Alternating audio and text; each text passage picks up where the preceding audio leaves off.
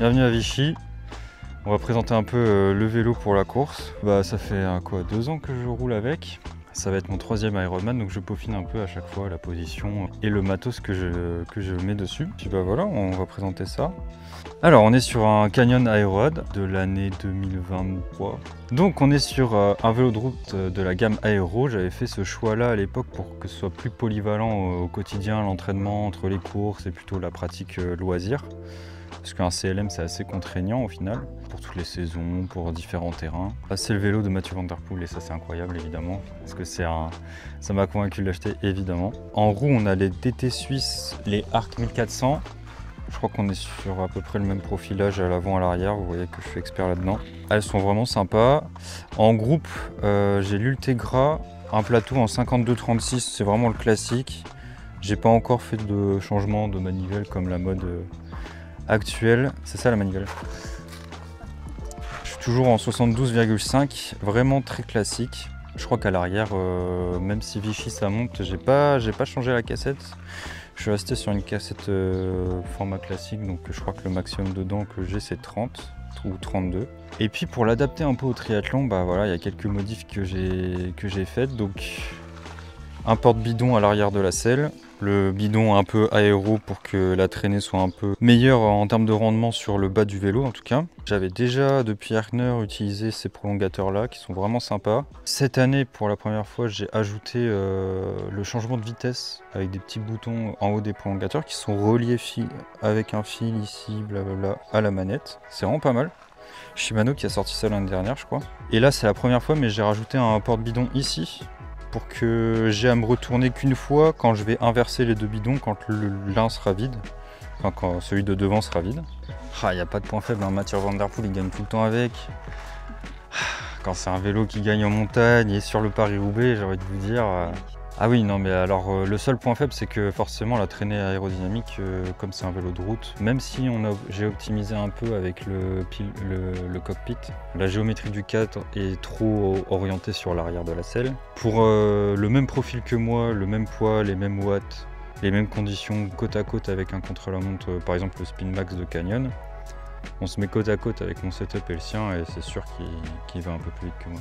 Mais là j'ai optimisé au maximum le vélo et c'est déjà super, surtout quand on n'a pas le budget pour s'acheter de vélo.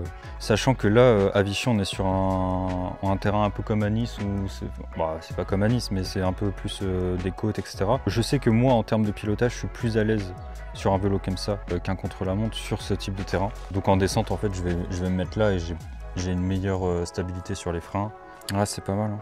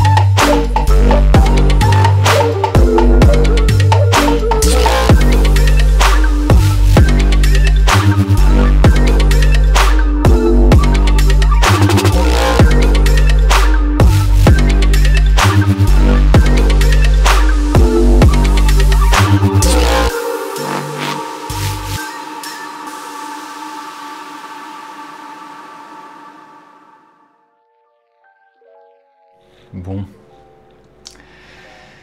on a fini Vichy dans des conditions assez compliquées. Donc voilà, le projet pour les championnats du monde de cette année est un peu tombé à l'eau.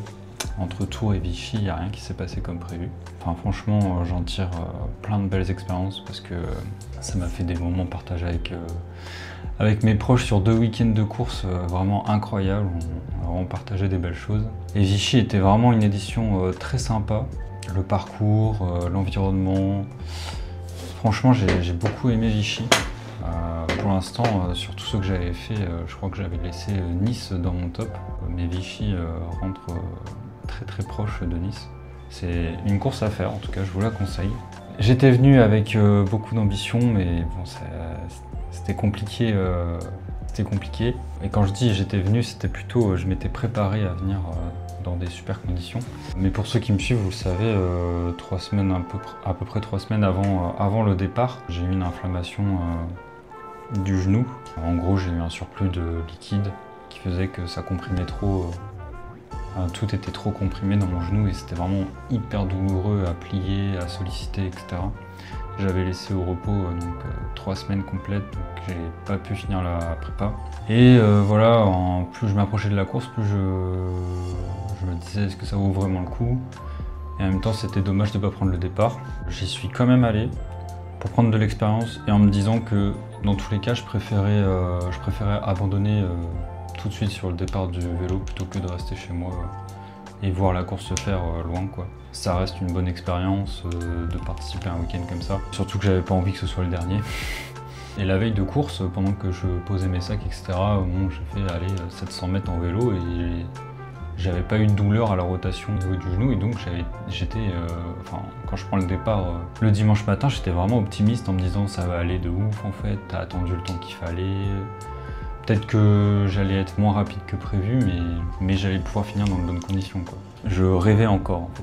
Pas au top, mais quand même une bonne ambiance, du coup ça va, je suis dans le bon mood, je sens que ça va être une bonne journée. Et bon bah pas de chance, hein, dès que je sors de l'eau, bon une natation déjà compliquée parce que pareil je m'étais pas du tout entraîné sur les dernières semaines. Je nage moins bien qu'à Tours, ce qui n'est pas étonnant au vu de mon volume de natation. Mais dès que je sors de l'eau, en fait j'ai mal au genou, dès la zone de transition en fait, et je me dis ça va être vraiment compliqué. Et je prends le vélo et je le sens tout de suite. Et je me dis, mais est-ce que je laisse tomber maintenant? Avant de partir loin, attendre la voiture balai, etc. pour pouvoir rentrer? Ou est-ce que, bon voilà, je passe au-dessus de la douleur? Et du coup, bah j'avance tout en me posant des questions. Et bon, une fois que je suis un peu dans la première côte, je me dis, bon, bah, de toute façon, t'as plus le choix. Donc j'essaie de pédaler avec le pied ultra en biais.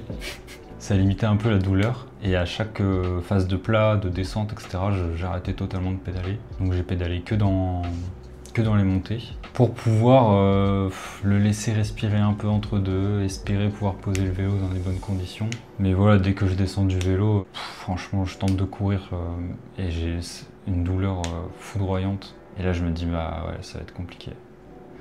Donc j'arrive à trottiner pour poser le vélo. Je prends le temps de m'habiller, etc. De toute façon, là, je sais qu'avec la natation et le vélo que j'ai fait, c'était mort. Mort pour faire quelque chose de beau, etc.